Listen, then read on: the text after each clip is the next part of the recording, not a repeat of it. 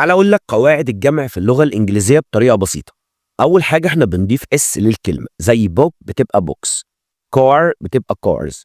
وفي حاجات بقى بنضيف لها اي اس لو انتهت الكلمه المفرد باكس او اس اس اتش سي اتش، زي باص بتنتهي باس اهي بقت باسز ضفنا اي اس، زي بوكس بتنتهي باكس ضفنا اي اس بقت بوكسز.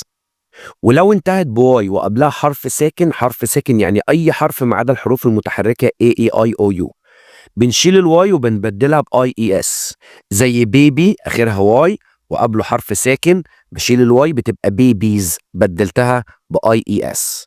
زي السيري اخرها واي وقبله ساكن شلت الواي وبدلتها باي اي اس بقت سيريز. ولو انتهت بواي وكان قبله حرف متحرك اي اي اي او يو بضيف اس بس، زي توي بتبقى تويز، زي داي بتبقى دايز. ولو انتهت باف او اف اي بشيل الاف او الاف اي واحط مكانهم في اي اس، زي ليف اخرها اف بقت ليفز شلنا الاف وحطينا في اي اس.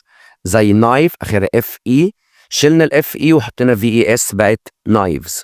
خد بالك في حاجات مش بنضيف لها ولا اس ولا اي اس ولا اي اي اس ولا في اي اس، زي مان بتبقى من، ماوس بتبقى مايس، تشايلد بتبقى children، ودي بتحفظ كما هي.